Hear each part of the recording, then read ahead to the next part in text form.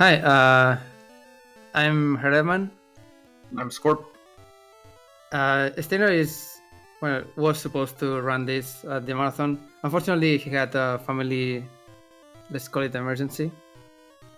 So I volunteered to just do it myself. I haven't had that much time to de-rust after that, so hopefully everything will be right.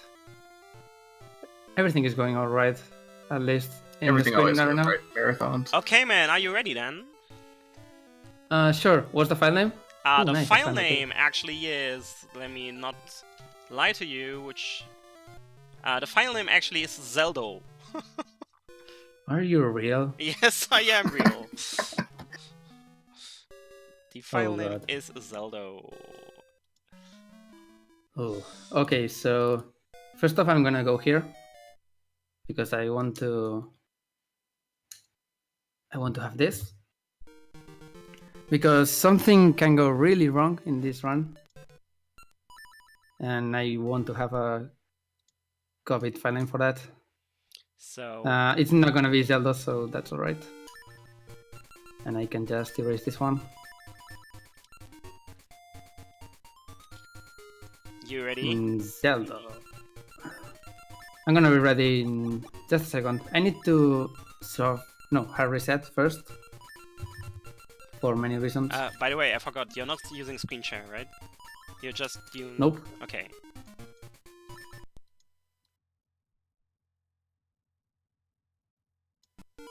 So...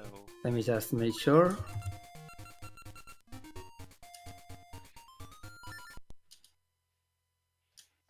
Okay. Okay, that should be then ready. let me know... Okay, so can I do a countdown? Yeah. Okay, so 5, 4, 3, 2, 1, and go! Hi, welcome to Oracle of Ages, the beta game of the Oracles. No question about that. Obviously. If you like Seasons Beta, I'm sorry. This is an Ages only channel. Your opinion is wrong. Okay, we start on this lovely intro cutscene. This is Impa. She's a little blue, nothing unusual. We have to escort her to a totally not suspicious thing. In this rock that she can't move for some weird reason.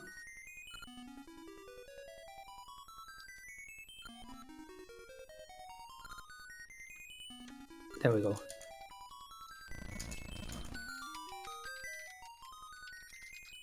Here we will find the actual Oracle of Ages, Nairu. She's a singer, and she's surrounded by animals. We have to talk to everybody just to get through. And get a small cutscene. Oracle of Seasons also starts like this, but Nairu is always better. Yeah. So let's start with that.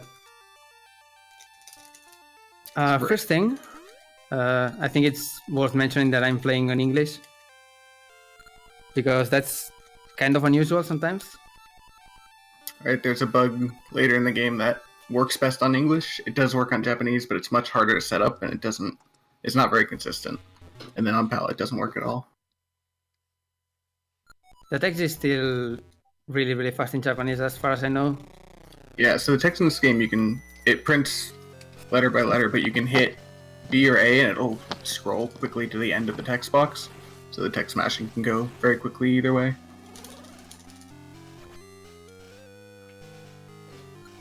Mashing text boxes in this game is kind of hard, actually. If you see the arrow, you are probably mashing way too slow. And the actual good people at this game can mash this really, really fast. I think the normal time for the sword for Steiner is something like a 357. I don't know if it's sword or something else. Yeah. So for those that watch Seasons, this game is a little bit more buggy. Just a little bit. Yeah. Won't actually be completing all the dungeons, which is fun. Yeah, one of the main appeals of this game as a speedrun is that the route is really, really weird. It's not the just go fast to the game. as Seasons is. It's one of the main things that made me actually learn it. Oh, also, Baran just went back in time in Nairo's body and is doing things. That's basically the story plot. I don't know. All the monkeys disappear because time travel.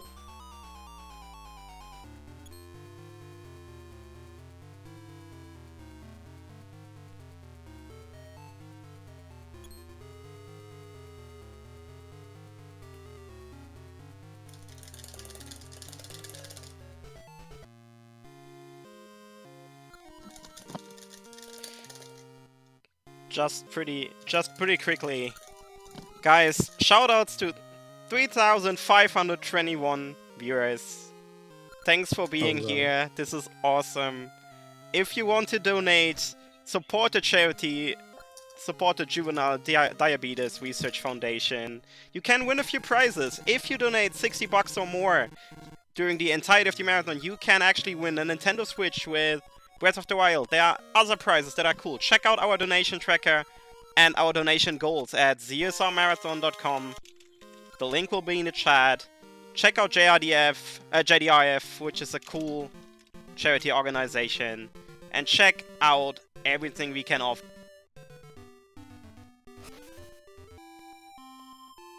I hope so. Yeah, so we just got the sword. No. And now you're going to talk to the Maku tree? Yeah, whatever. For now, it's really not easy to mess up, let's call it that. But I'm actually on an RNG manip right now. So something I have to do is just not deviate from the path or do anything stupid. Because I really need the RNG for later. Alright, so in a lot of games, RNG is called every frame, or like some means that you can't predict. In these games, it's only called when you do something or when something random happens. So we can actually manipulate the RNG in these games. It's quite useful in a number of occasions.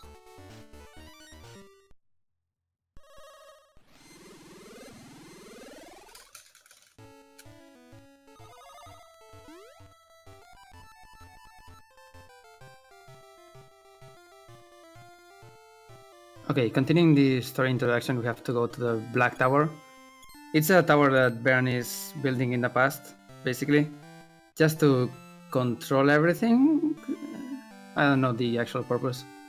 For magic purposes. Sure, why not? Not sure what the exact plan was.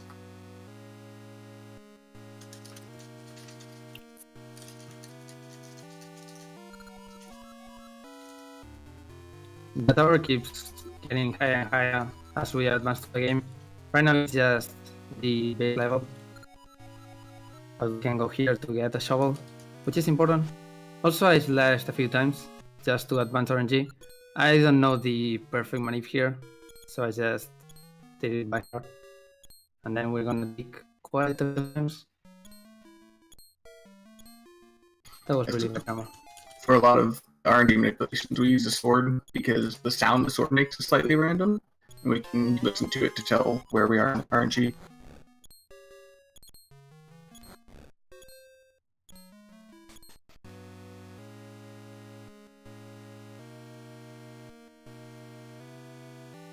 Okay, now I'm gonna just dig for a while.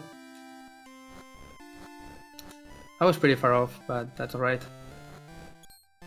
We get 100 rupees because we maniped it so yeah. It's actually really easy to get 100 rupees in this game if you know what you're doing. And I'm gonna try to extend the manip here. I don't know if I'll be able to, but whatever. Yeah, so there's two things we need money for in this game. One is to buy a flute for the animal companions, because one is much faster. And then we have to play mini games later, because that's always fun. I'm pretty sure that was right on the manip. I'm not familiar with it.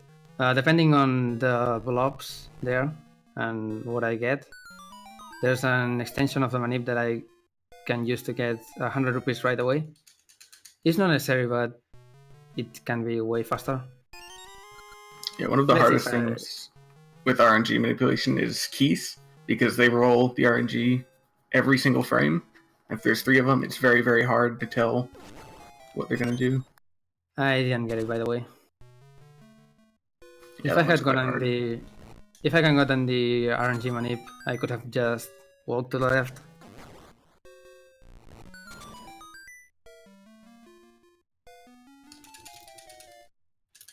Here's the Mako tree on teen state, I guess.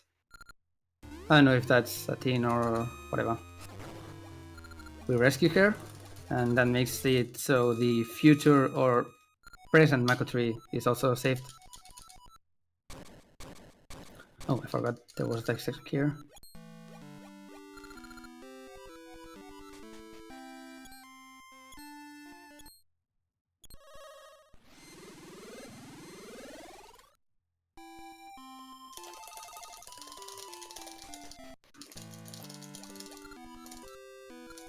So Mako is gonna explain the whole story to us, basically, just saying that we have to go find the 8 essences to get to Veron. And she has the classic, would you like to hear that again? Something that basically every Zelda item has nowadays. To avoid that. And get this, Seed Satchel.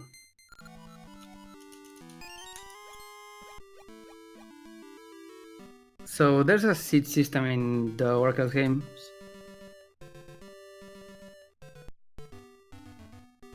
It's used to burn things.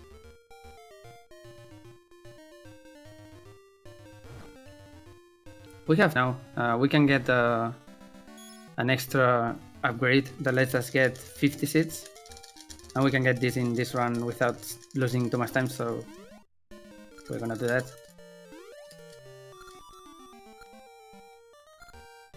I guess right now we have to go get the key to unlock the graveyard in order to get into Dungeon 1. I just realized I have only 1 heart. I have no idea how that happened. I think it was the keys. I guess so. It's gonna make this interesting. I don't want to wait out. Dungeon 1 is not that hard, but I'd rather have... Oh, thank you. I'd rather have more than 1 heart, just in case.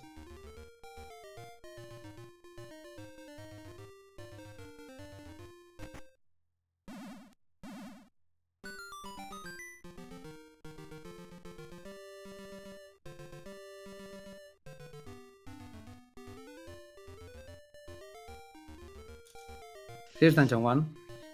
If I had the money from earlier, I could extend it to here. And it makes this quite a lot faster. Or more predictable, rather. Other than that, it's just a really, really small dungeon.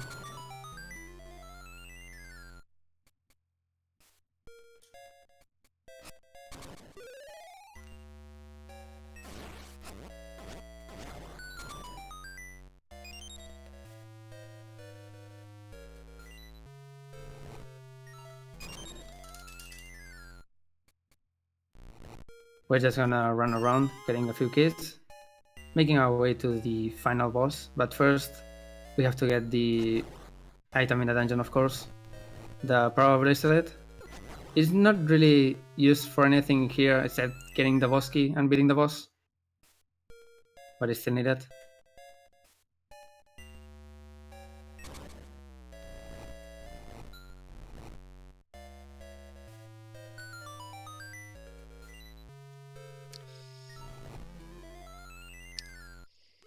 Guys, can I make a few announcements actually? Go ahead. So first, I want to read a donation. Unagi Roll donated $60 saying, "Great runs, great cause." He actually pushed us above 2.5k in donations. We also just cracked 4,000 viewers. Thank you so much everyone for being here. Shoutouts to you, shoutouts to the Zelda community, shoutouts to JDRF, our sponsor. Check out our charity partner. Sponsor. Sorry. Check out our donation page. You can find Bitwars there. You can win a Nintendo Switch with Breath of the Wild if you donate $60 or more. I'm looking forward to it. Have fun. With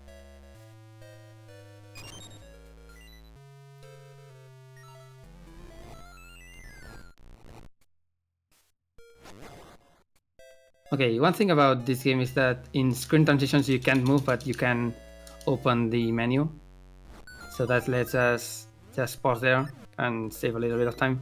And I unequip this just so I can get this. And then we save and warp. So we just got the dungeon item, which is the Power Bracelet. It lets us pick things up, which is very exciting. Like pots. Like pots. There's an enhanced version that lets us pick basically big statues. It's not that exciting. We're not gonna get it. And we go straight to the boss. The best boss in every Zelda game.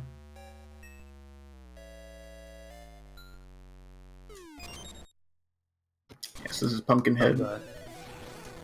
He takes 5 hits to kill, because you got the little ghost thing. Throwing his head on him counts as 2, and if you throw it against the wall, it'll actually hit him twice. So you can hit him with the sword and then throw it on him against the wall, and it'll kill him in one cycle. It's a pretty easy boss. I messed it up a little, but that's okay. It's probably also the worst Zelda boss to die to. There's no excuse for that.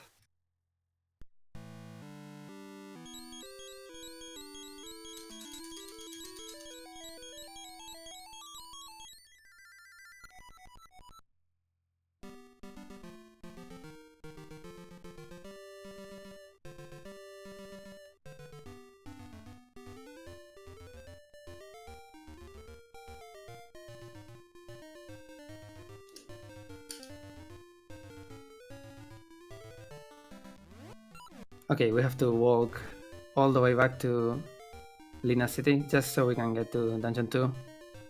But first we have a little bit of optimization. I'm gonna enter this just so I can save and warp later and be here. It's a lot faster than backtracking.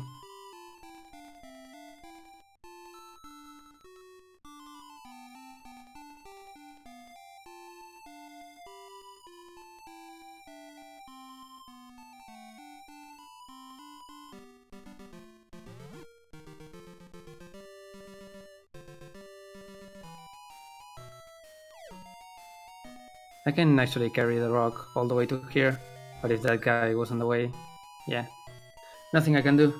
So here's Fairy Forest.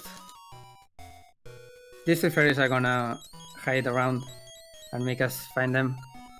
It seems random, but it's not. You just have to go to the same places every time. In this case, you go here for the first one. Then you go left, and then up and down until this. And the last one is just one square and above.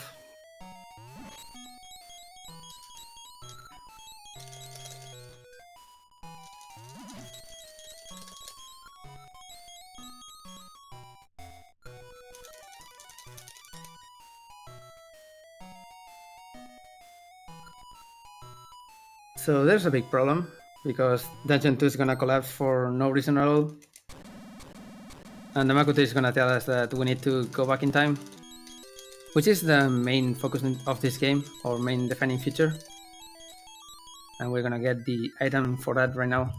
But first, I'm gonna hard reset this. I don't have the BIOS, so it doesn't look any different. But I hard reset here, because I didn't get the extra rupee earlier. And I'm gonna dig for 100 rupees. It's actually pretty easy. You just dig until that. Then go up, down, up, and dig.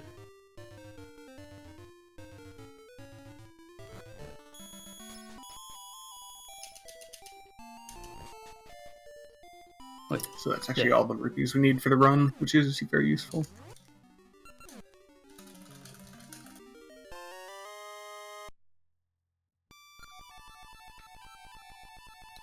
I messed up my equips for a bit, so I'm gonna take a small menu later just to fix them. Managing equips in Oracle's games it's really important, but it's also really hard.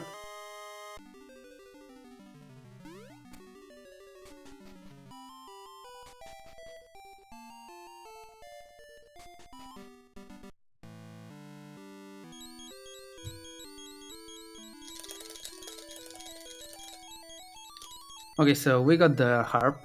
It's just to open these portals. And let me see. That should be right. With the first song, we can only open these types of portals. They are in fixed locations. Later we'll have a song that is way better and lets us just place a portal a la Magic Mirror from A Link to the Past. The harp is actually the most important item in the run, because we only really need one item to finish the game, let's call it that.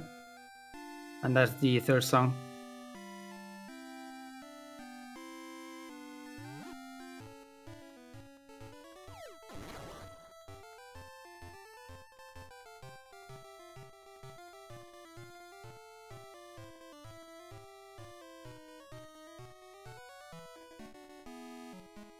Okay, so we go...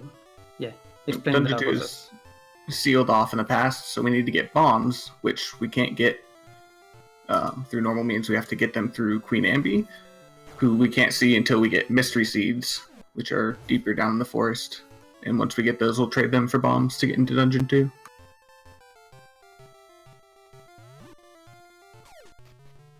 I'm also making sure of killing as many enemies as possible. I'll explain why a little bit later, depending on if we get Maple or not.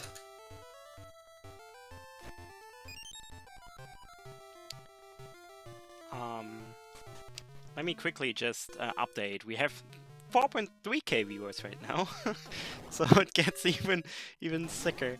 Thank you so much, everyone. Welcome to the Zelda Speedruns Marathon 2018. We are gathering donations for a good cause, for JDRF, so if you want to donate for a good cause, head over to ZSRmarathon.com. You'll find all information there. You can win prizes, you can decide bid wars and challenges. Make sure to stop by. Shoutouts to you for being here. Welcome to the people from the front page.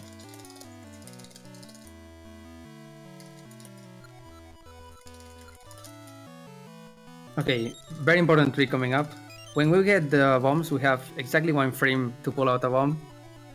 And if we do, nothing happens. The music gets reset and the bomb explodes. But it's a really important trick because it's always really nice to get. I didn't get it. Yeah,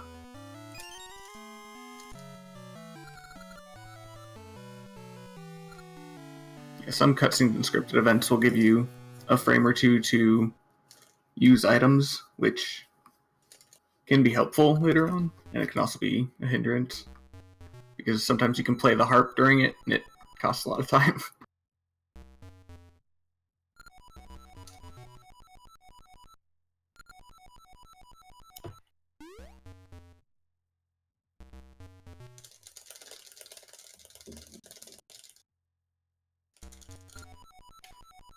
Okay, now we can actually enter Dungeon 2. But before that, I want one of the next screens to have Maple. It's not here. Okay, so Maple can ruin some things later, so I want her to appear here. She's based on enemy kills, so you can actually force it.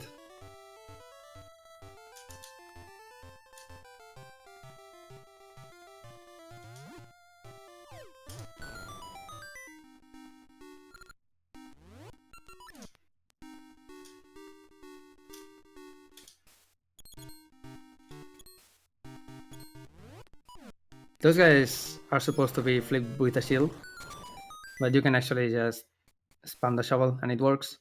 It's something you don't really know until you start speedrunning this game, and it's always funny to see. Yeah, so for Dungeon 2, all we need is the item, and then we can leave. We used to have to beat the boss, and I missed it. Yeah. This dungeon's boss is everybody's most hated boss, but I really like it. I like the boss. Head thump. I'm also making sure I don't save and quit too fast, because this is a marathon and I wouldn't like that.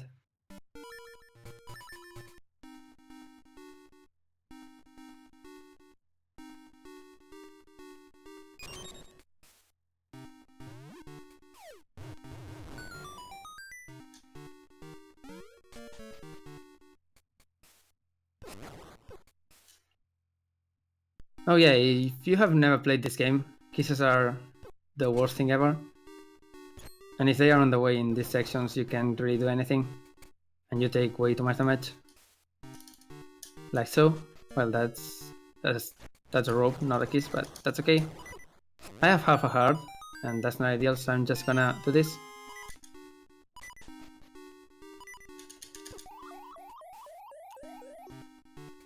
Yes, death warping is sometimes helpful instead of saving quitting because it gives you 3 hearts back.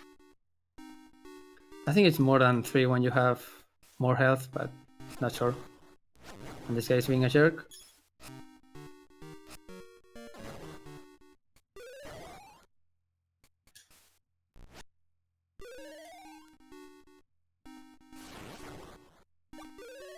Okay, I'm gonna make sure to not kill too many items here. Many items? Yes, enemies. If I kill many enemies here, sometimes Maple will spawn again, and that's not ideal. Here's a bad mini-boss. I can actually 3-cycle this guy, but I'm not sure I'm gonna get it. It's always really tight. It's like quite a hard 3-cycle.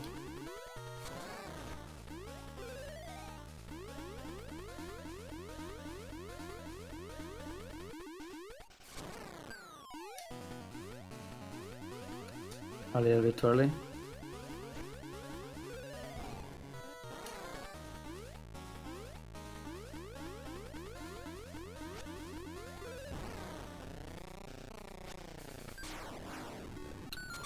And I got really bad energy here. Whatever.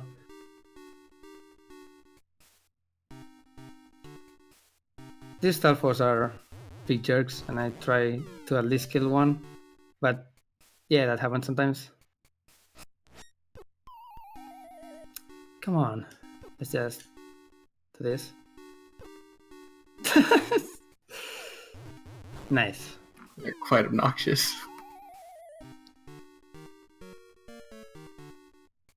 If they are looking at you, they are probably shooting. So yeah. Yeah, if they turn to face the side of the room you're on, they'll shoot an arrow, which is surprisingly effective AI.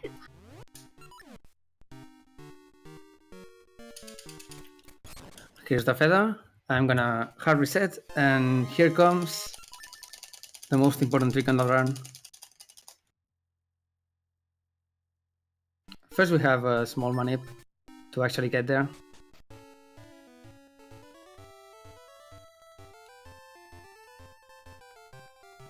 Oh, also I don't have seats because I'm dumb.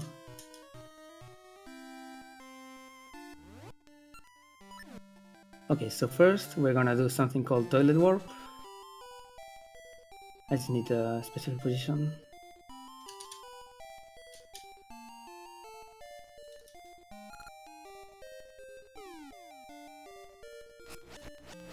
So what happened there we can explain in a minute. What he's trying to do right now is we're basically sequence breaking and we're in an area we're not supposed to be in yet. And he's using RNG manipulation so that the like will get him out of the tree. It's a pretty funny manip because you have to slash right as the music changes. And I don't know how to do the first try manip, so I'm just gonna do this. And then it starts.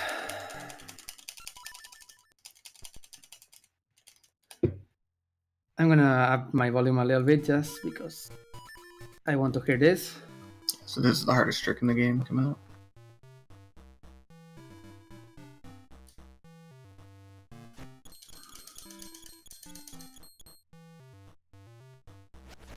One more. So you have to first get a specific amount of subpixels, which is why I slashed the wall. If not, this is not gonna work. And then get a specific RNG seed.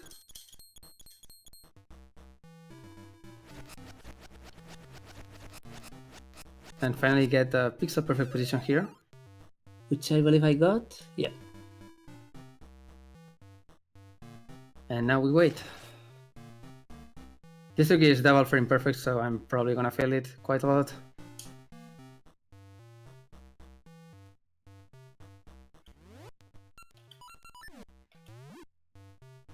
Yeah. Buffering in this game is really hard. You have a small delay in every possible action to buffer. So buffering 1 frame or 2 frames is actually almost impossible.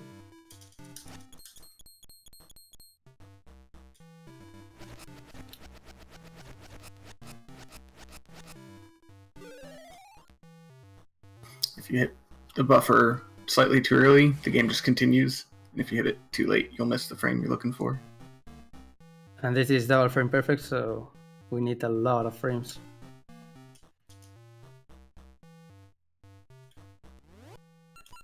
That looks right. No.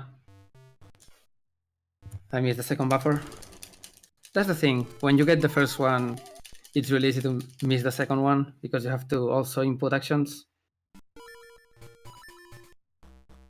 Yeah, the game does run at 60 frames a second, so each buffer is a very, very small time window to get. I'm gonna give this quite a few tries because I want to at least showcase it, but it's really hard and I have a file for it later. But it's a really important trick in the run.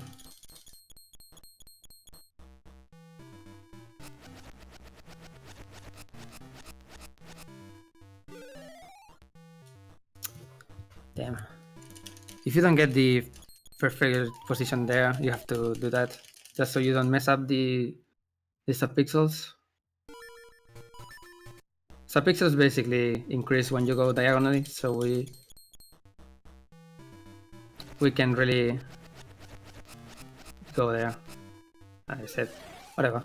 I'm missing the manip as well. I have focus.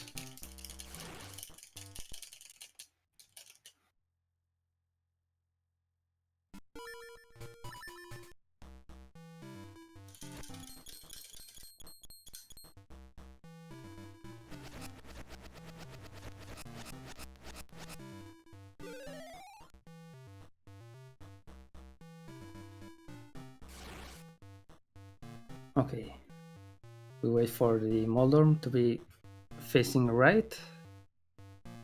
Here, pull out a bomb and pray. Yeah.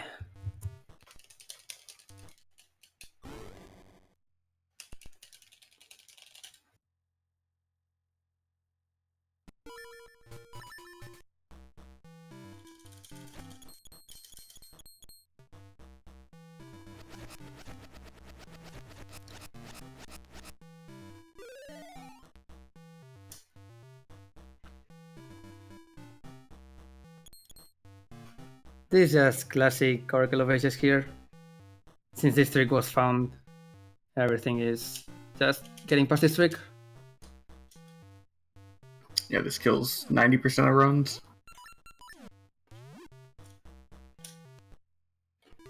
I think I got it. Nice! I got Very it. nice. Oh, what am I doing? So that's D2 skip. That puts us in the Dungeon 5 area, which is a lot more useful than it sounds. First we're gonna save here, or heal rather.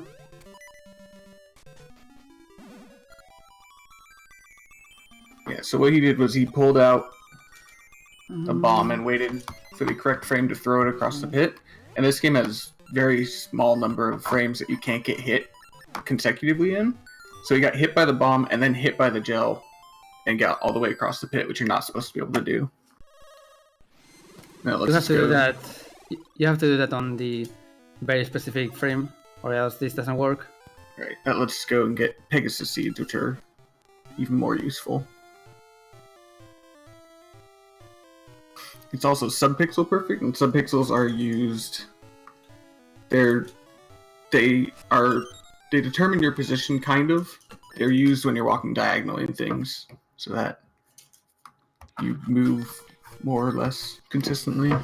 So, just quickly. Pegasus seeds are. Sorry. Go ahead. Just quickly, let me quickly plug what we are doing here. We are the ZSR Marathon. We are donating towards JDRF. All donations that we will be gathering during this weekend will go to JDRF, which is a diabetes research foundation. So please show some support. Go to ZSRMarathon.com to see our donation goals, incentives, and prizes, and support this.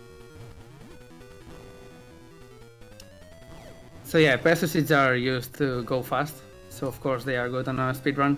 And having them so early is really, really useful. But for now we have to just do this. It's important for the story later, so we are right here. It's worth it doing. Yeah, this is normally before Dungeon 5, but it's convenient to do now, so we're going to do it. Oh, that failed? Sure, why not?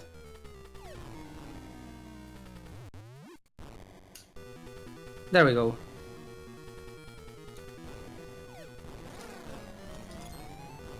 So we defeat the Moblin King and get one flower for it.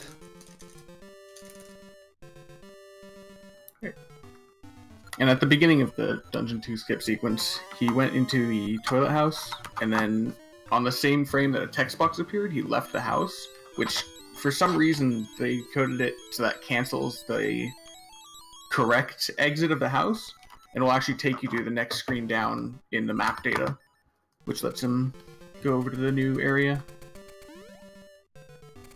Most of the houses are on the outside of the map, so they're all next to each other. Now we're going to have another sequence break, basically. First of all, we have to go here. This is supposed to be a Dungeon 3 area, or pre-Dungeon 3 area. You get a specific item from here. We have to do a special jump that is always really hard, and I hope I can get it. First try, nice. And then that lets us get into this grave.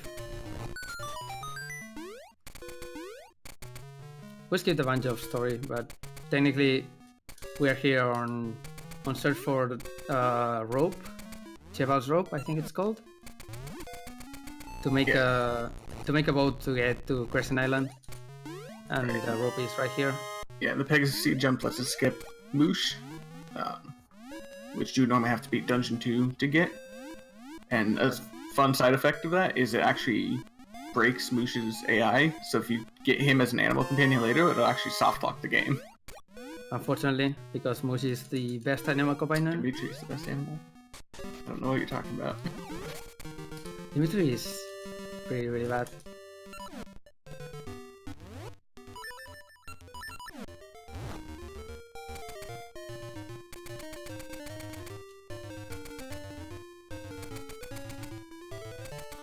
Okay, so now we got the rope way earlier than we should, and we can go to the past and give it to Rafton. I think his name is Rafton. Whatever, the wrath making guy. And that triggers a few other things. Mainly that we will get our first animal companion, or proper animal companion.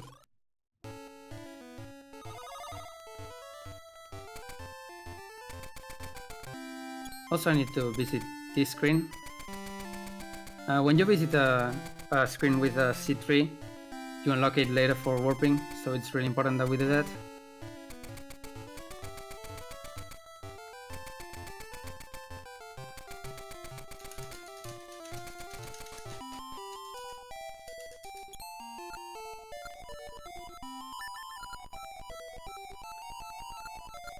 Also, you will notice I'm using seeds quite deliberately. Usually, Pegasus seeds are a precious thing to have, and we want to use them as intelligently as possible. But we're gonna get a refill right away, so we want to have 0 going into the next section.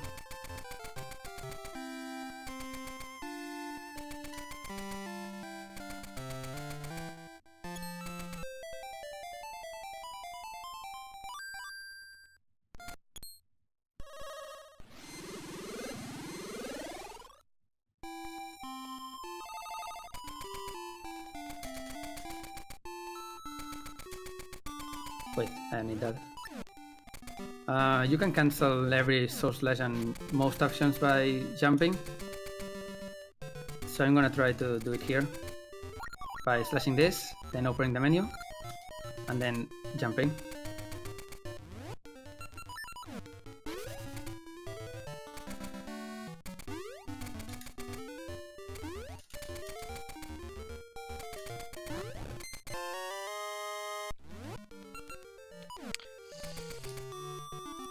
So Ricky, we need to get his gloves, because obviously you can't jump without gloves. Let me know when I can get in for a second. Oh, and right a second. We will have a cutscene. So yeah, this is Ricky. He can jump. That's his power. Wow. At least it's better than Dimitri.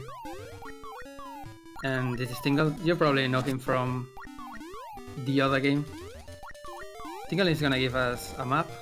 We need it for to get to Crescent Island and Dungeon 3. But it also gives us, if we have 3 seats, the seat upgrade. We normally only have 2 possible seats here. So this is nice, another sequence break. And I talk to him again, nice. Tingle! Okay, you can go now. I just want to say shoutouts to 5,000 viewers. Oh god. 5,000 viewers. Welcome to Zelda Speedruns. Welcome to the ZSR Marathon. We are gathering donations for Juvenile Diabetes Research Foundation. You I can got the pirate course, by the way. you can get your donations in on ZSRmarathon.com to support this noble cause. You can win prizes, including a Nintendo Switch with Breath of the Wild, if you get in $60 or more for the entirety of the marathon. Thanks for being here. Enjoy your speedruns. Enjoy this marathon. And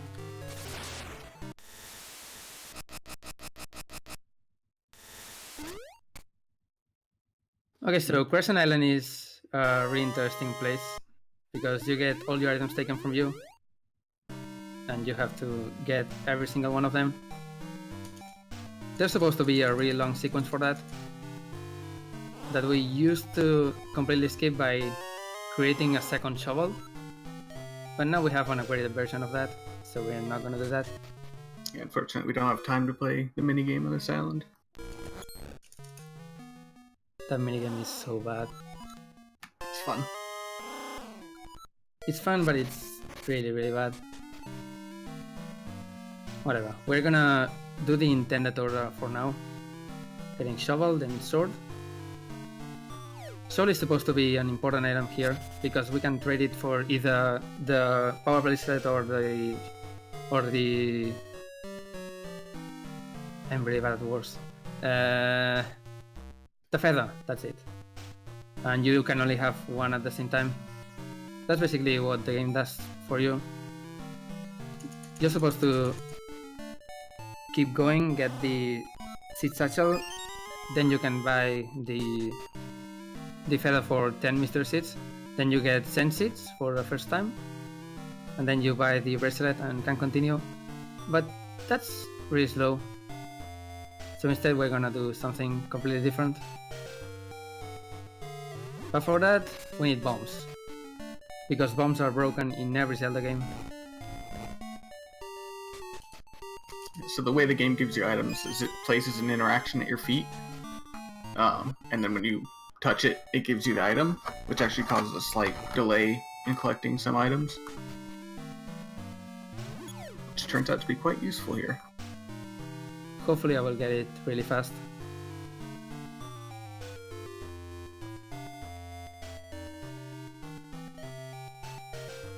So yeah, we can go here, and oh, I just realized I have bombs on A. That's not gonna work. That's better.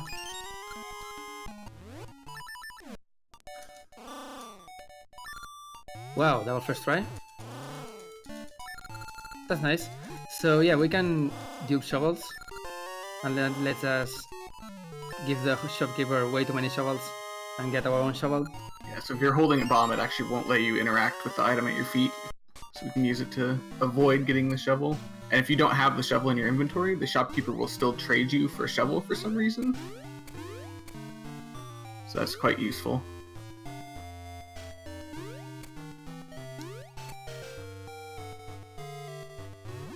Okay, now we have every item without... Nice bomb throw.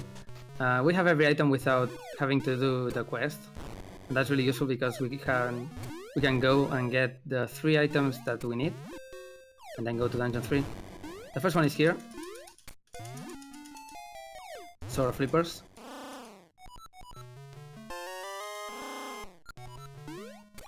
Yeah, the only problem with skipping the quest is we don't have scent seeds, but there is a bush in dungeon 3 that we can use to get them. So we need them for 1 room of dungeon 6. And 1 skip technically.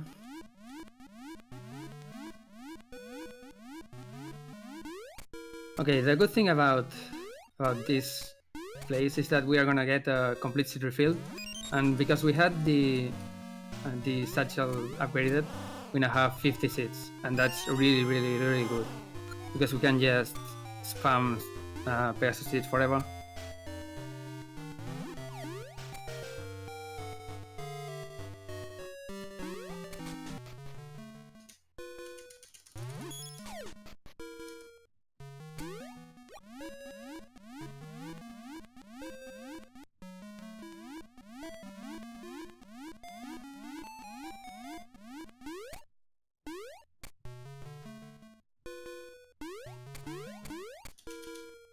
I need this and this.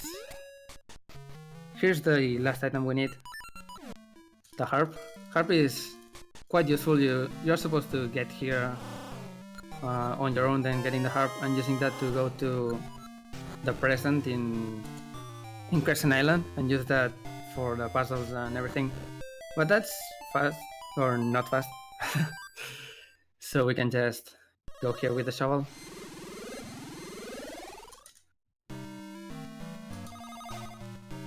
I actually want this.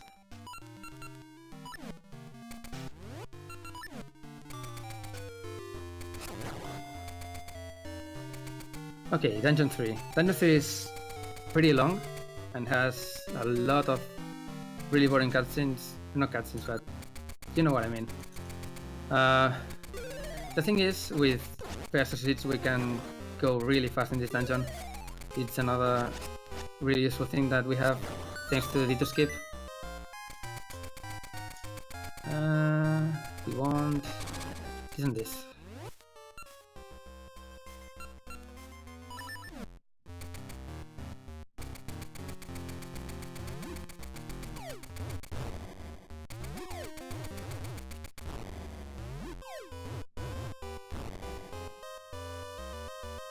First off, we need a key from here. And after the key, we're gonna do something pretty special, an RNG manip that is sure to fail, in my opinion. Not yet. It's quite a long RNG manip. Yeah, you basically manip the whole dungeon for 1 room. So let's see if I can get it. So there's a room with Armos later, and Armos in this game just move randomly, and they can only be hurt by bombs I lost and it. scent seeds, I believe. Which is quite annoying to try to take them out with those. Okay, I need silence for a bit.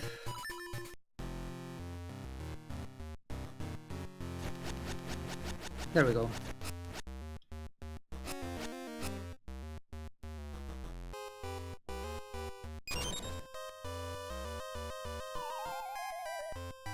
Okay, that Molten was a hurt. Let's try once more. And if not, good luck.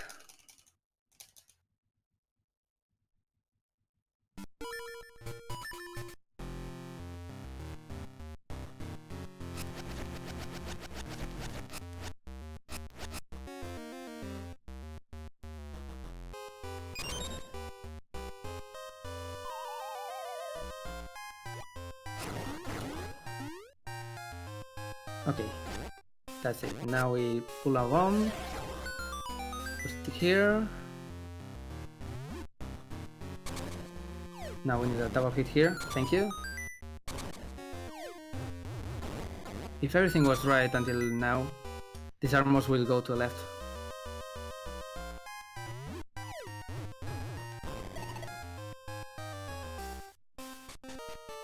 Okay, now get this key, one slash, to advance RNG a little bit.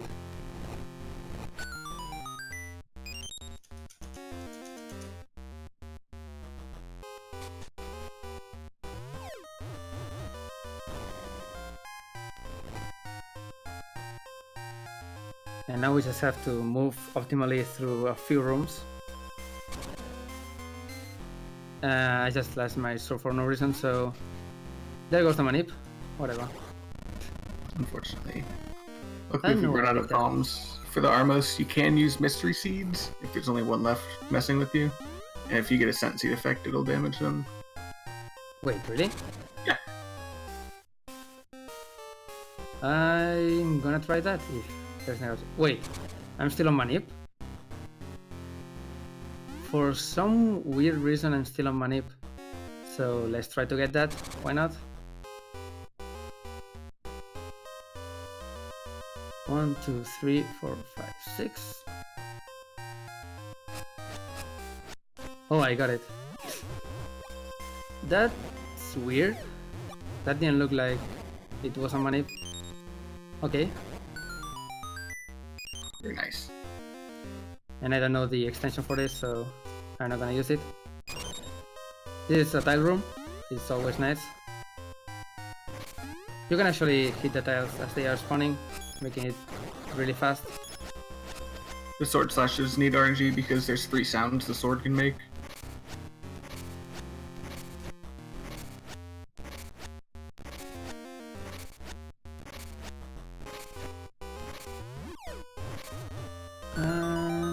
Do I want this? I guess so.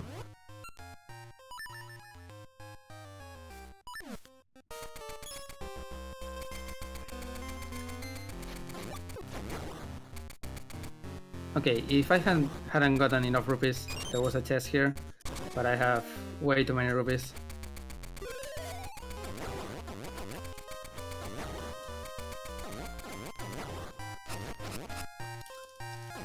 Here's the dungeon item, the seed shooter. Let's just shoot seeds, of course.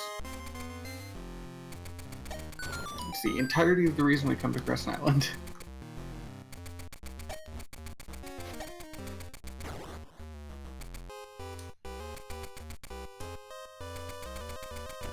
And scent seeds. Yeah, technically, scent seeds. Can you even get them at any other point? I'm not sure. Whatever. So the main reason of this dungeon, or main quest, is beating those, or destroying those crystals. That makes the spinner that we just went through go 1 floor down, and then we can explore the floor.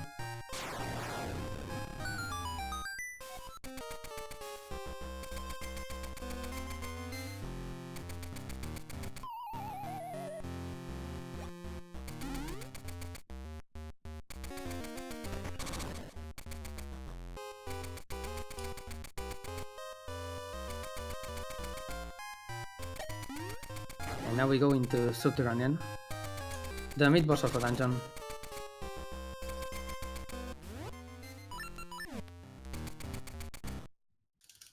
He's really easy, you just spam shovel and then hit him a bit.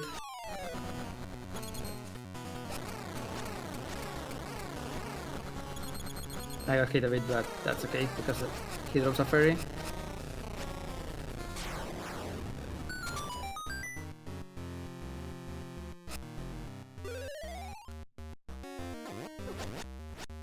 Oh, I got a seed. Nice.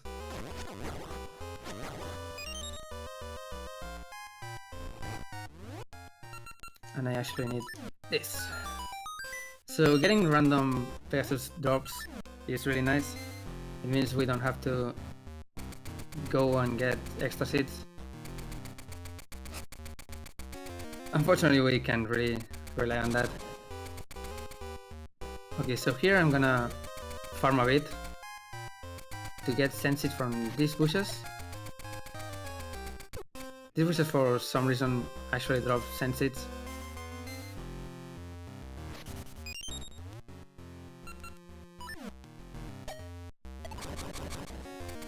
Okay, and this. This jump is actually possible without Pegasus seeds, but with Pegasus seeds it's really easy, and it makes this, let's call it alternative route, really fast.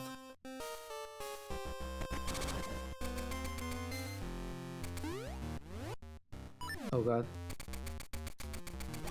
There we go. Unfortunately, getting the jump on the way back is a lot harder. I don't know if I'll get it first try.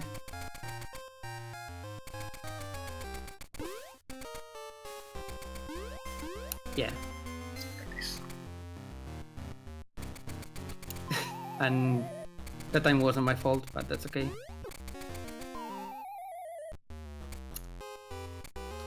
Okay. Yeah, just like control.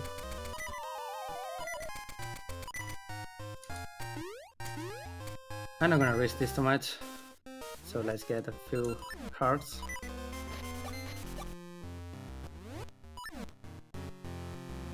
This jump is actually the worst, but there we go.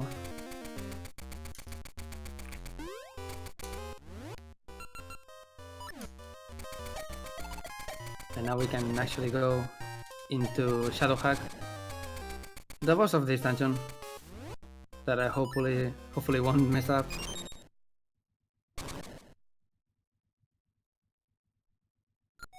Yeah, Shadow Hag, you have to wait until it appears and then shoot seeds against the wall to attack it. It's quite annoying. Oh god. This is a really bad fight, but she gave me an extra button.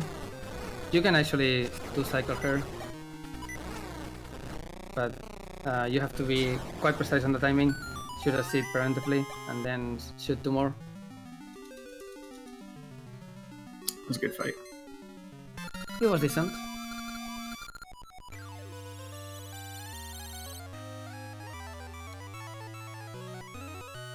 Okay, so the only real reason we have to actually beat this dungeon is to get off the island, which is funny.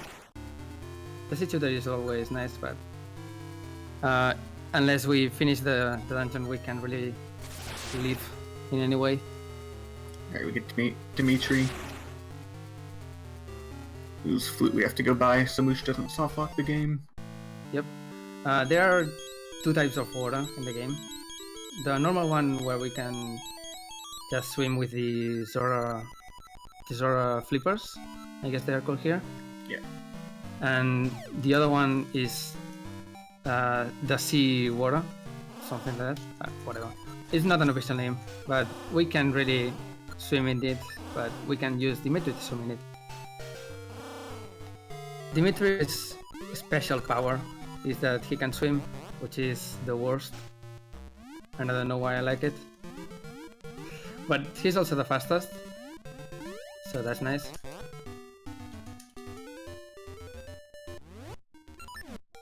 We're gonna get some extra ember seeds, and we have 200 rupees, so we can buy this flute. The animal you get on the section coming up is entirely dependent on what flute you get. You can either enter normally and get Moosh, you can buy that flute and get Dimitri, or you can get the flute from the baseball minigame and get Ricky. The fastest is Dimitri, and we can get the money really easily, so we just do that.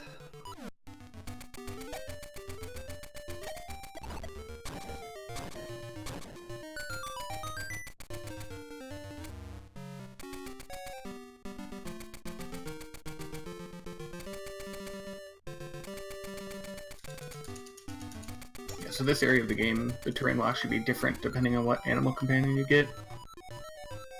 And since we get Dimitri, it's all watery. The fairies are gonna tell us that Dimitri is in the forest, so we just have to go there. And there he will give us the flute. The thing about Dimitri is that not only his section is really fast, we can also carry him and go way faster than riding him. So overall he's the fastest option by far.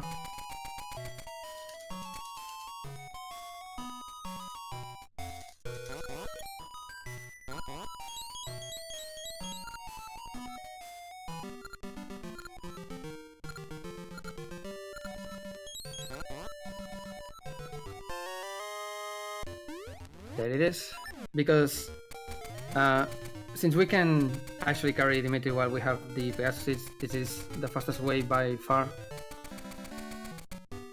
If we had Mush, we could just ride him and his normal speed basically. But Dimitri just is faster overall. Also shoutouts to Dimitri clip. There's a one-off clip that I got in this bridge by setting Dimitri in the corner and riding him and dismounting. No one has been able to replicate it, not even with Taz. I think it's a sub-pixel thing. It's not useful anyway. Yeah.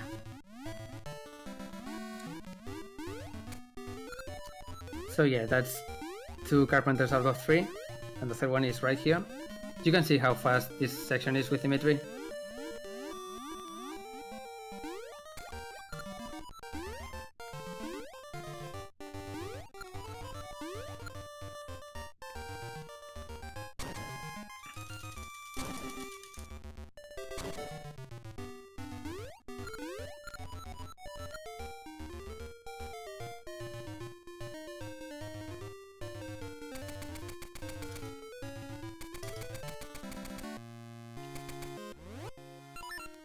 In Simulator City we are gonna get the Gale Seeds. They are used for warping, so they are quite useful.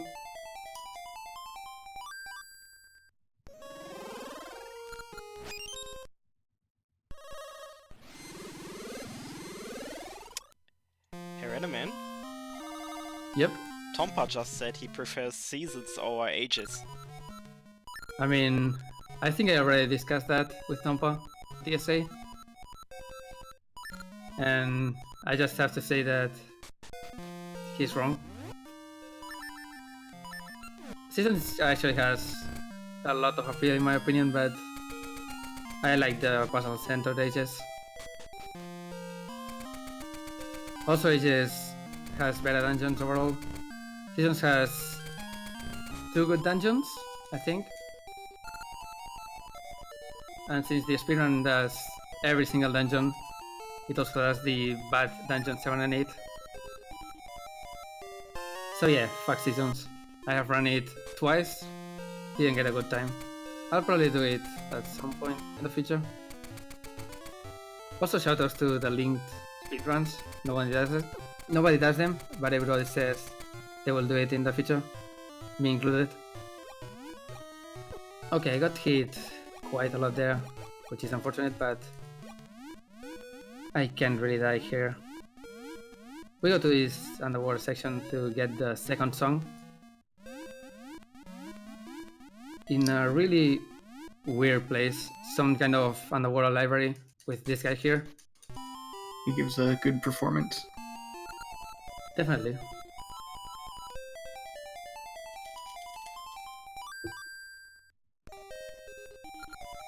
I don't even remember what the name was. Is it Song of Currents? I believe it's Tuna Currents, yes. Yeah, Tuna Currents, whatever. It mimics the Magic Mirror from A Link to the Past. You can go from the past to the present and leave a portal and enter it again. It's needed for this section and in the game in general.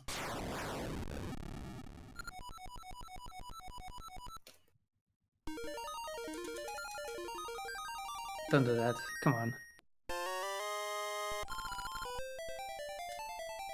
Okay, so we safe warp, That is gonna put us in Simulator City.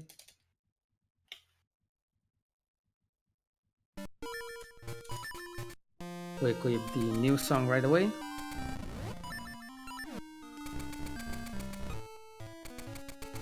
And then get here. The thing about this part is that you get the tuning nut, which you have to restore through a minigame. And the minigame is in this section after a lot of doing nothing. And it's also really easy section to die to. So hopefully that won't happen. I'll be right back.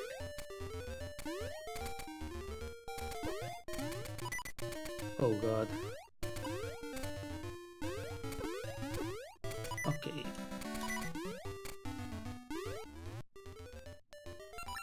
I have a strat here, so that's okay. We go to the past. And then we have to change the water flow here.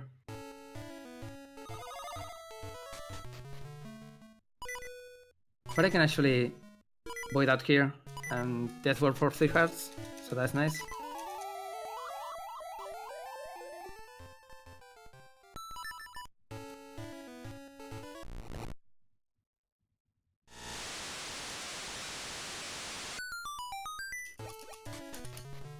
Wait, this and this.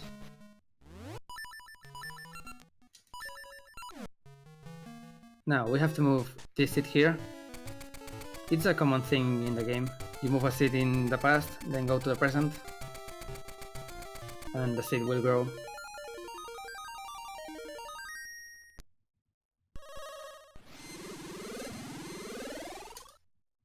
I also have Feather on B, which is not ideal.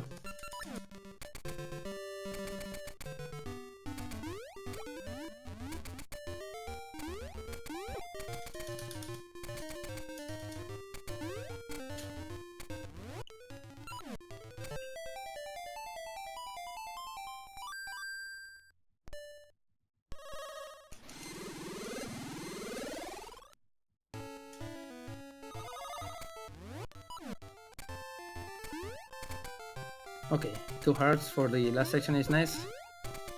But I can still die, so... These rocks can be trolls. Yeah, this part is complete RNG. It usually goes well, but I've taken up to 3 hearts of damage. Oh my god, are you real? Okay, we're fine. There are some hearts here, so no problems.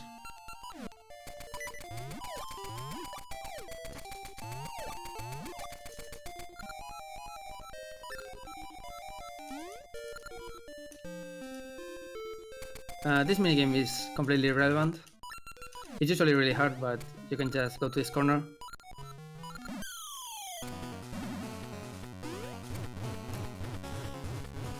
You have to push all these into the hole.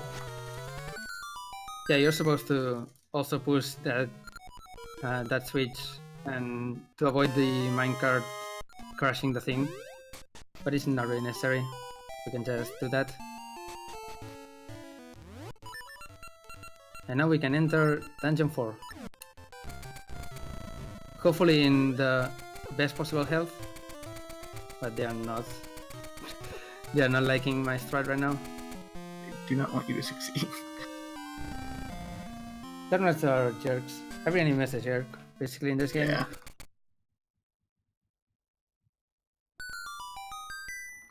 Our goal in Dungeon 4 is just to get the item, and then we can leave. It's still a really long and scary dungeon. Hopefully everything will be alright.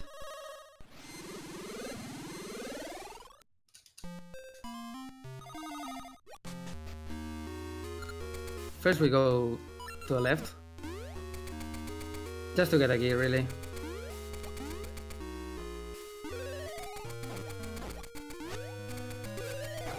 Oh god. Okay. I didn't get hit.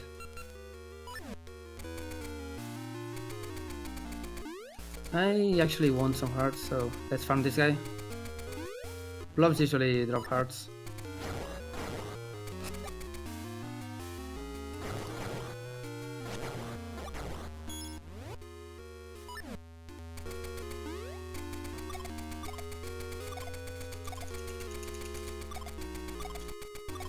Okay, and now we enter the real Dungeon 4.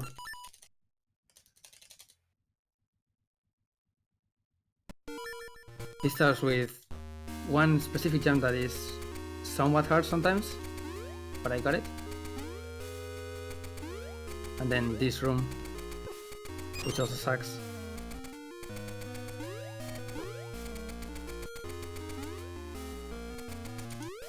And this.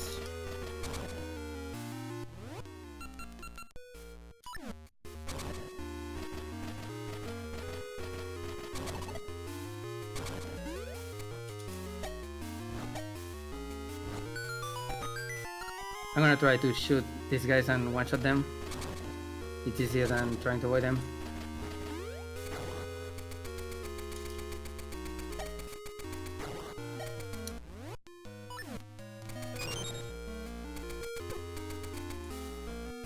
Oh god.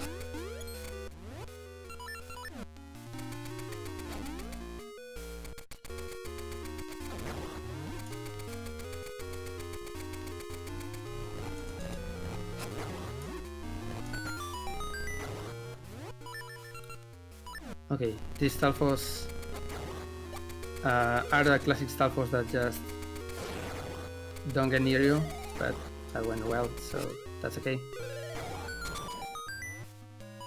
And this puzzle. There's probably a better way to do this puzzle, but I don't know it.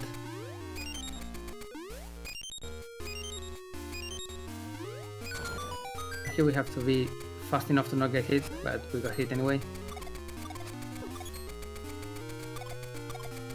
That's first section done. There are a lot of ropes here, so just in case, because I know everything can go wrong.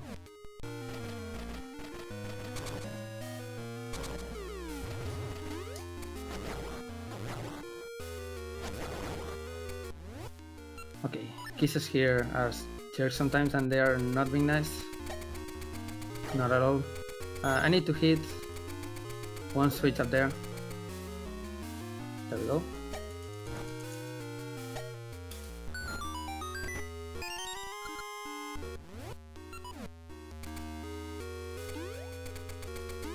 And this, we put it to blue, just so it opens. Yeah, unfortunately, you can't fire a seed until the previous one is done. So if it starts burning an enemy, it takes some time. Okay, these guys. Nice, they didn't avoid me. Sometimes they just decide to not collaborate and not get hit. Okay, don't go away, thank you. Shoutouts to these platforms. They are really bad and you will sometimes fall through them.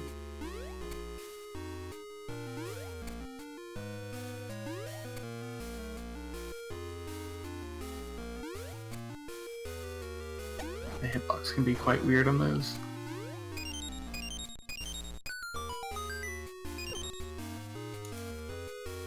Fuck. And that's it for the hard part of the dungeon. This went way better than I thought. Dungeon 4 is usually a run ender.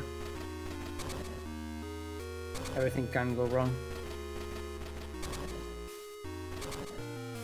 Now we have to beat Armor's Knight, which is really easy and really telegraphed.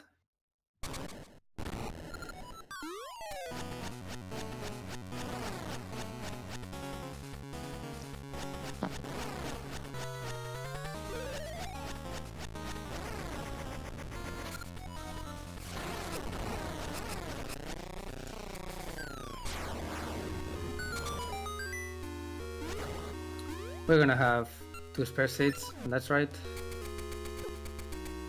I usually want no seats here, but I can live with it. Can I jump in quickly? Sure. So, we're still looking for a beta quest seed name, file name. So you can influence the bingo board that we will have later, actually, and you can influence the randomizer on the beta quest mod. So if you want to get a certain file name in, get that in. Use ZSRmarathon.com to donate for your seed name, file name. We are thrilled. The donation Bid War will go until 5 minutes before the end of... Okay, so we got the switch hook. It's kind of a hook shot, but instead of pulling things, you switch places with them. It's unique to this game, but it has really specific uses. Unfortunately, it's completely... I mean, it's good for some things, but it's basically only required for one room. And now we go to Dungeon 5 to also get an item that is only required for one room. Yeah, Dungeon 5 is long and complicated, but luckily we only have to do a small portion of it. Dungeon 5 is actually one of my favorites. I like the boss part of it. It's really puzzle based, and that's nice.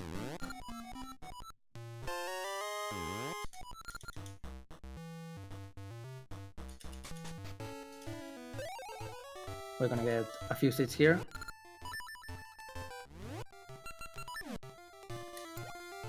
And Dungeon 5 is right here.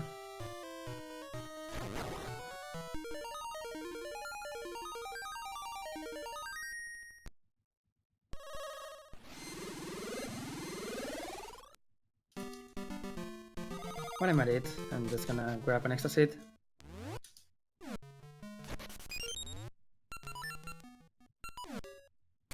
Oh god. Okay, I got through.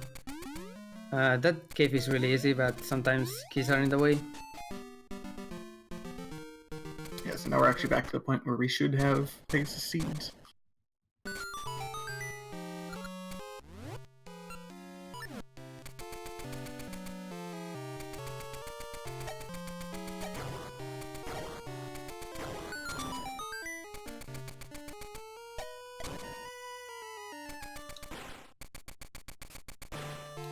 Okay, so we just go here to get a key, and then we go directly to the atom.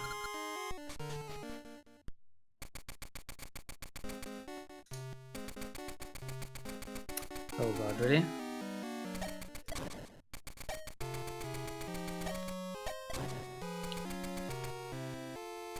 There's a specific room coming up that has a really nice speed strat, but let's see if I can actually get it. Never mind. I'm also gonna grab a few seats here, just for safety.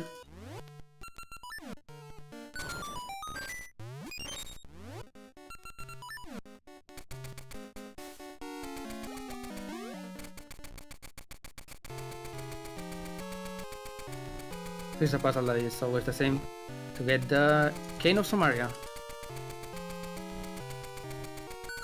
Cane of Samaria is only useful for one room, or only required for one room.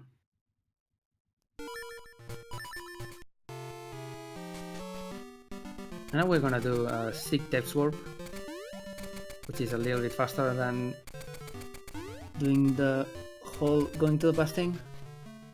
Is this right? I hope it's right. Nope.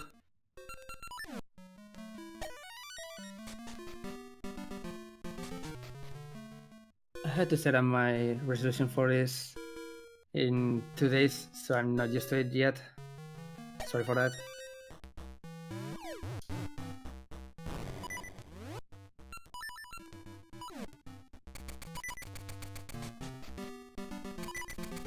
Okay, so that X-Warp leads us to this part.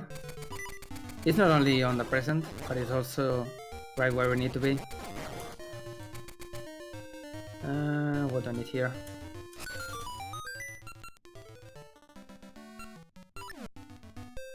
Yeah, so coming up we get to play a bunch of mini games.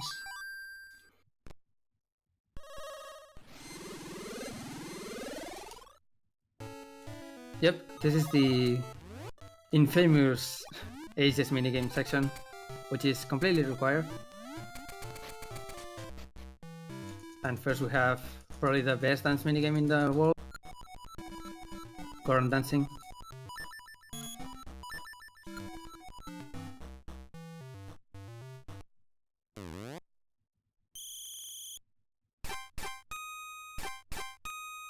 That's one.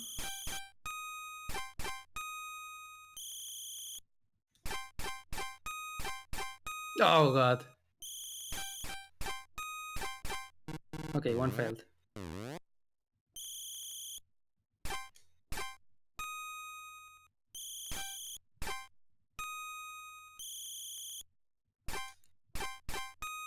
That's three.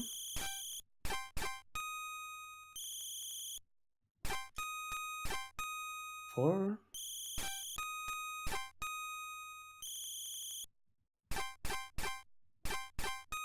Five.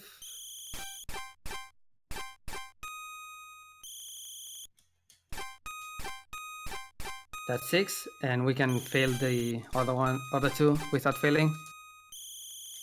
So it's faster to just mash the wrong button. With that, we get access to the next part. So that's completely required, and we have to do it later for one key.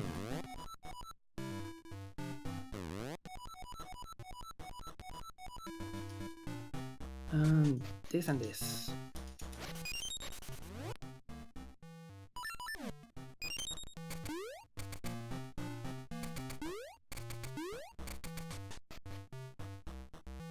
Okay, this is one of the two uses for switch cook. Oh god, they're on the way. There are three tech tags here. Usually I try to avoid them, but they were all right on the seat. You can push that seat without using hookshot, so it's required for this.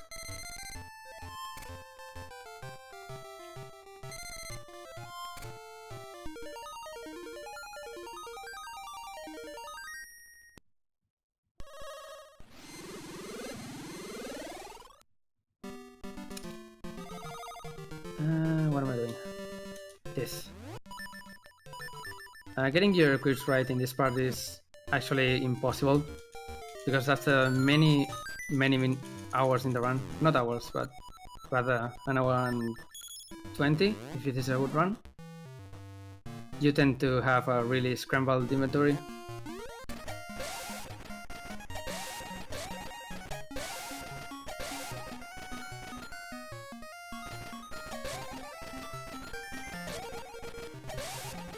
This minigame is just used for a rock brisket, which we need for another minigame.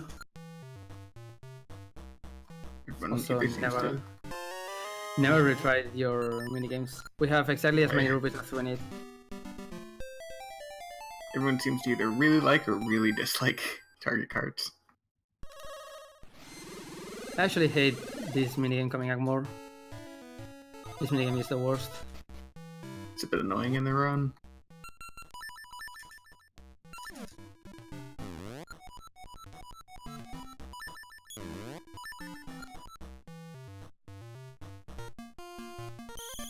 So baseball minigame, hit the things down. Oh god, really? And now I have to try, sorry. So there's one round in which you get the configuration I got, which is an angel statue. And after that you just basically, oh god, come on. You just basically hit everything down. I'm not getting good luck here. I need at least 100 points, I think it is.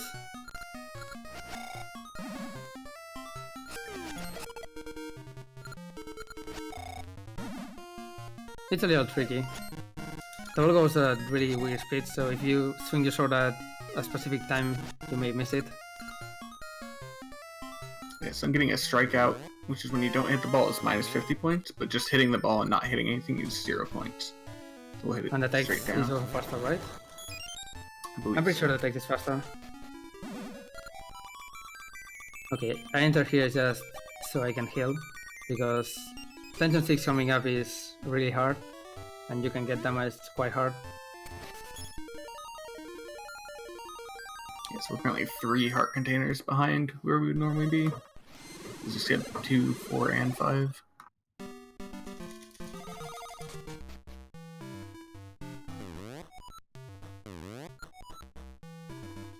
Okay, so here comes time trial shenanigans. We're gonna give the rock brisket to this guy. he's gonna give us a Goron base from his ancestors. And now we're gonna go to the past and give the same Goron base to this Goron. Shoutouts to Booster Paradox.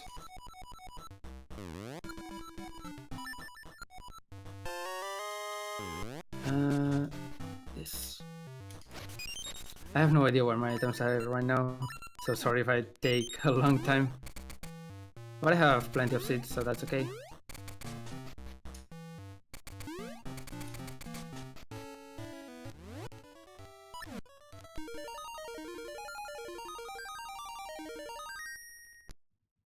It's coming up as the most well-designed minigame.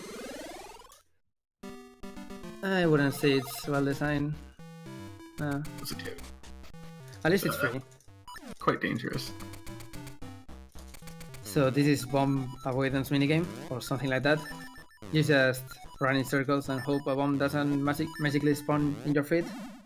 And I got the worst pattern for that.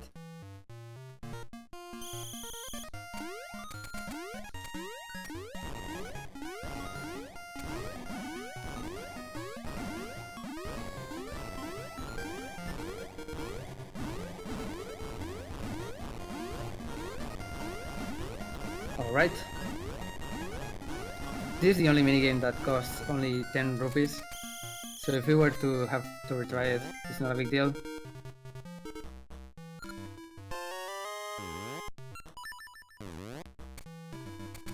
And now we go back.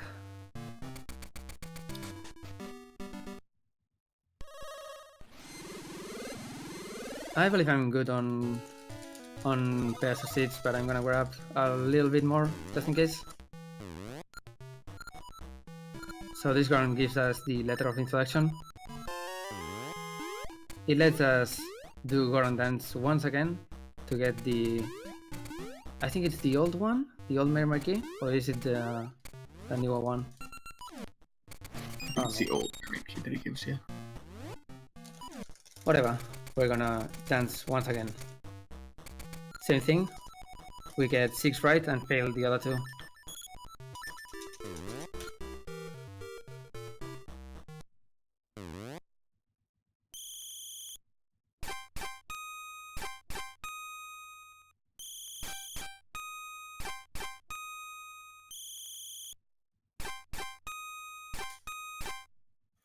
I'm being really careful, but you can actually go really fast in this.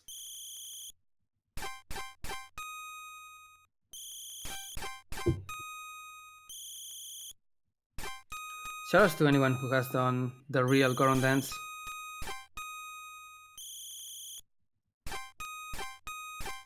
As in the one that gives you extra rewards. It's actually hard, not like this. I lost count. Am I at 5? I'm probably at 6 right now.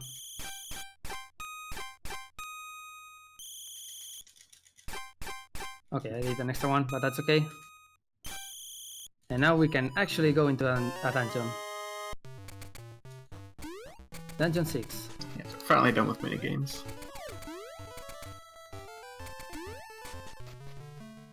Dungeon 6 is the hardest part of the run by far, other than specific skips. So hopefully everything goes right. Yeah, Dungeon 6 has an interesting mechanic where it exists in both the present and past. So you can do things to influence it in the past. I'm gonna take this really safe, because candles do a lot of damage. And I still got hit twice. Okay, so use this, send seeds attract enemies, so it's faster for this. And now I'm spacing out. Okay. We get to use the Cane of Samaria once. Hopefully only once. Because this room coming up is one of the worst things in the game. Here's young Wheezy. You can probably not see him because of flickering. But young Wheezy here is the worst enemy in the game. And he's gonna try to kill us. But he actually didn't, for some reason. Okay, I want to try to influence these cans coming up. And also another young Wheezy. And then open this and get grabbed. Nice.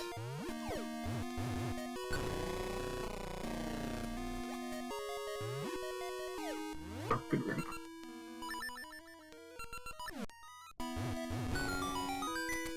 Okay, another candle room. They're actually in really bad positions, so I'm gonna take it easy as well. You can easily die in this room if you're unlucky.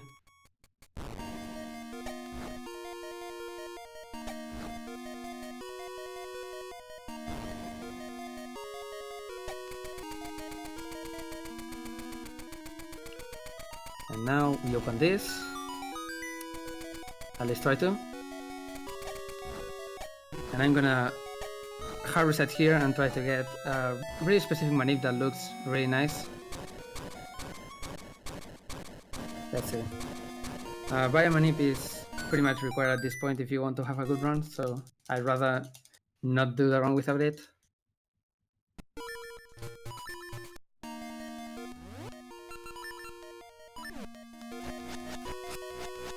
That's the correct seed. Then we go here.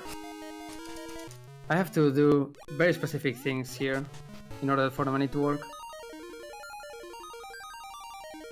including those swordlasses. And get this bush. Went at the dungeon on the present, and we have to move through this as fast as possible.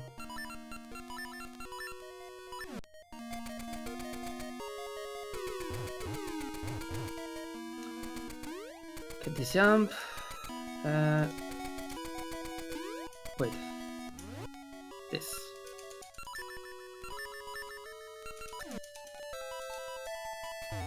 Now we shoot here and immediately swap. Jump here.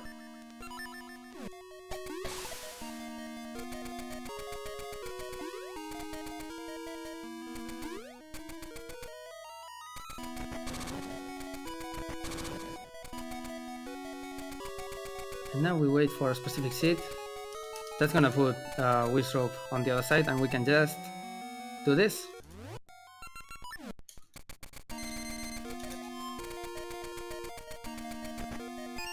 That's a really nice manip that Z-Master found. It lets us complete that in record time, but it also makes the mid-boss coming up really easy if I don't mess it up.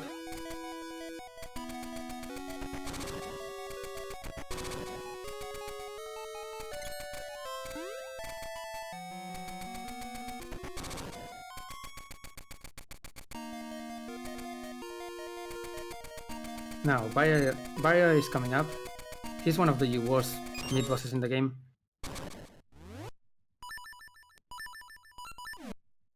But if this goes right...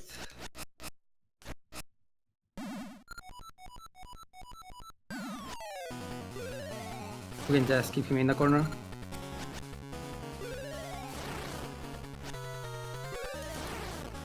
And then...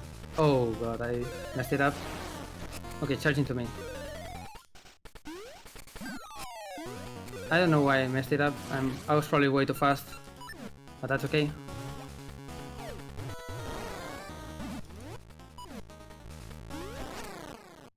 So yeah, other than the last thing, that was pretty nice. It's a good fight. Let's get a few bombs here. I'm gonna set up here because I'm way too used to it. This bomb throw is really precise, but if you do that, it's really easy. Come on. Okay, so we just got the Mermaid Suite. It's a really unique item to this game. It makes us so we can swim faster, but we can also not swim with A, and instead we swim with directional inputs. It also lets us dive and swim in shallow waters, or is it? No, deeper. Shallow is the other one. English is hard. Okay, this jump. Good enough. Kisses can make this jump hell, but it really worked this time. And we have Bosque coming up, which hopefully will go well. Please explain it while I do. Yeah, so the levers in the Bosque room are very annoying. The first one you pull can never be right, and then after that, every time you pull a lever, it's a 1/4 chance of getting it. And it's annoying to manipulate because there's keys before it. So it's easier to just pull the levers until you get it. That was 4th try, I believe. Yeah, that wasn't too bad. Sometimes Also, you can- shoutouts to the owl on that screen, which only says test your luck. Yeah.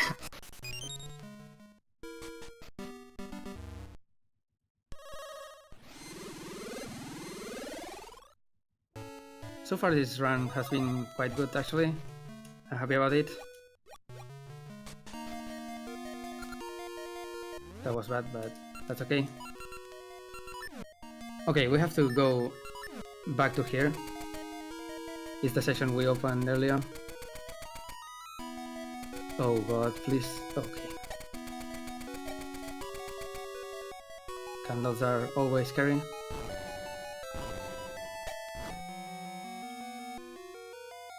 There's a key here, which I've sadly forgotten way too many times. There are many keys in this dungeon and everybody has at least forgotten one at some point. It's always fun to try to unlock a door without a key, and I get confused for a second. Also, while underwater you can only use your item in A. So that's fun.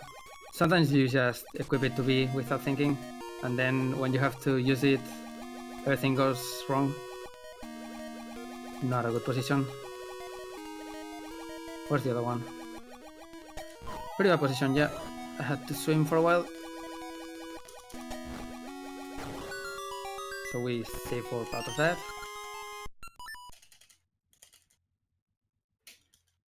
And we get to use the Cane of Samaria. Once again. That room with Cane was way too good the first time, so hopefully Young Wizzy will also be good this time. Doesn't look like it. This. He's right there. Can I jump in? Sure. Let me jump in quickly with a few... first, thanks Grandma's Pocket for the 155 bits. We have a few donation incentives and bit was coming up, so we're still taking donations for like 10 more minutes for the Ocarina of Time Beta Quest Bingo file name. That file name actually determines how the game is randomized and how the bingo board is looking like, so make sure to get your donations in for that. We also have two big challenges. One is the hard difficulty randomizer for A Link to the Past randomizer later. This will need $500 to be met, and it will make the randomizer so much more fun and harder. Same with Master Mode. Same with Master Mode for Breath of the Wild, which is $185 in of 750. So check it out. Go to ZSRmarathon.com and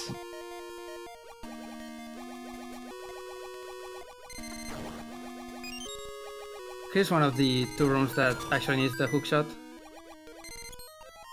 It's a pretty hard puzzle, but once you know the answer, you just have to know how to swim.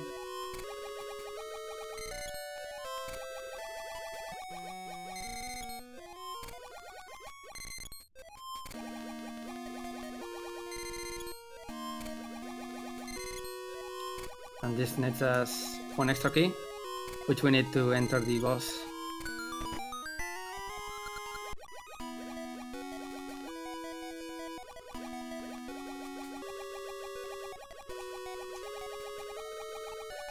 Come on.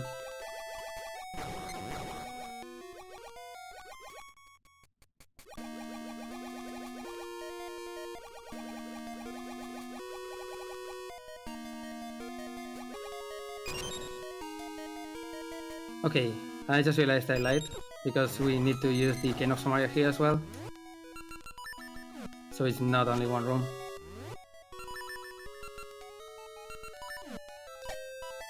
And here's Octagon, which will hopefully not kill me.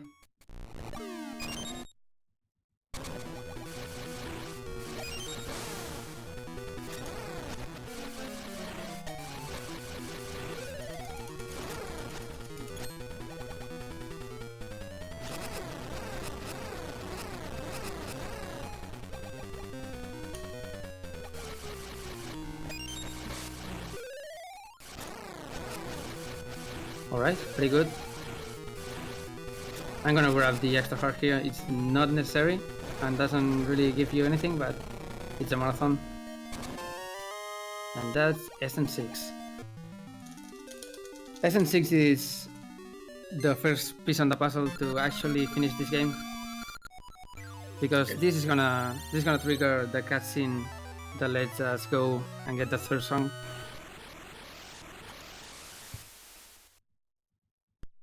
So the game gets pretty fun from here on out. Definitely. Okay, so I'm gonna warp to here. I'm also gonna save because I don't trust anything I do. There's a skip coming up that can or uses about 1 Pegasus seed per try. So if everything goes right, I will get it, but if not, yep. Okay, so now we have to enter Anvi's Palace. Usually you do that by going in a pretty long path on the outside, but that's slow.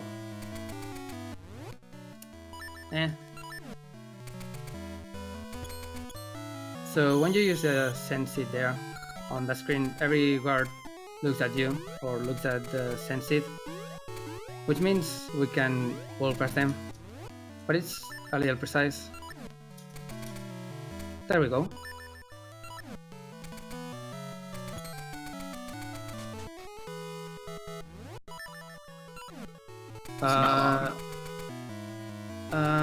Ideally, I'm pretty sure we have 5 minutes.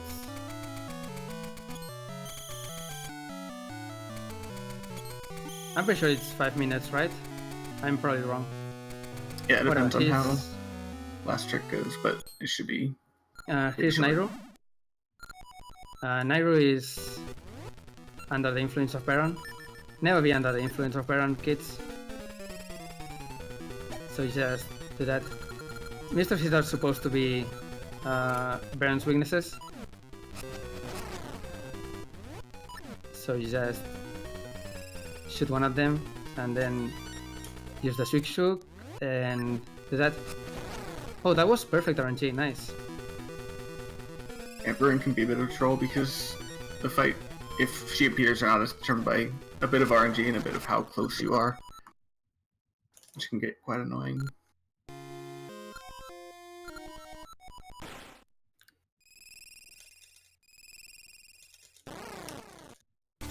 Okay, how am I on time right now? Just in case. Got 13 minutes. You are on 142 in. Should I do a safety save state? Probably not. If the last trick goes wrong, we can really recover from it, or I don't know how to recover from it.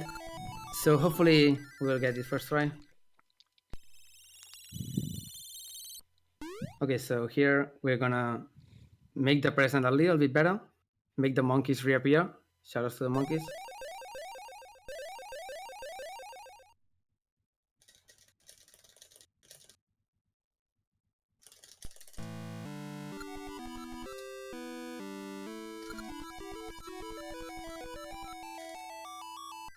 So Nairo is gonna give us the Song of Ages. It lets us basically warp anywhere from the past to the present, and that's pretty useful.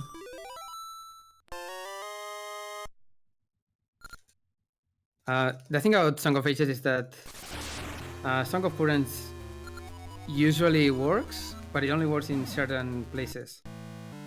It's just a hard block on using it. And instead, Song of Ages works in every single screen, including out of bounds. And we're gonna use that to go do some magic. But first, we need to... don't question it, but we have to go here.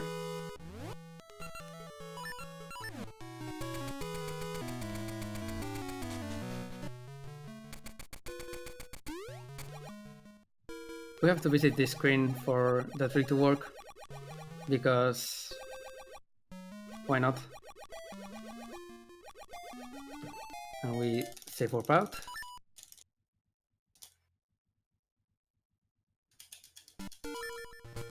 And then we do... I'm pretty sure that's it.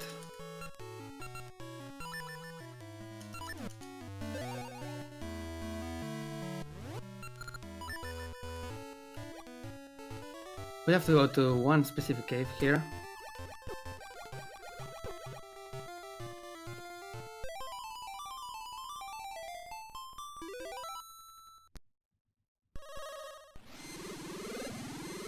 Then we get a specific position. And equip this. And I'm gonna save because this can go wrong. So now we are, I think you can actually explain it better, Scorp. Yeah, so we're actually in the area of the map that's used for house data, except there's not enough houses to be used, so we're kind of just out in unused map territory.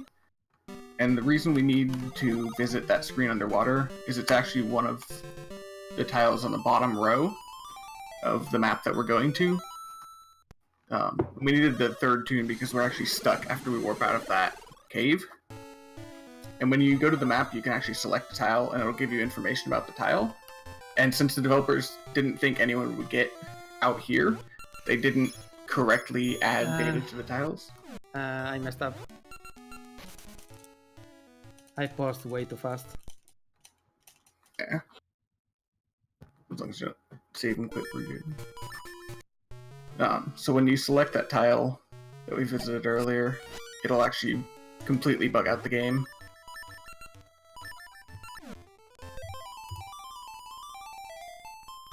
Allow us to do some pretty interesting things. The most interesting thing is coming up, hopefully.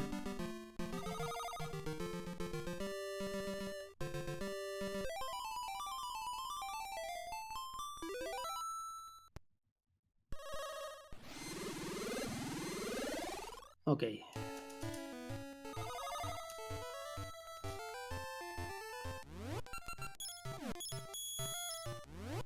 And Baron.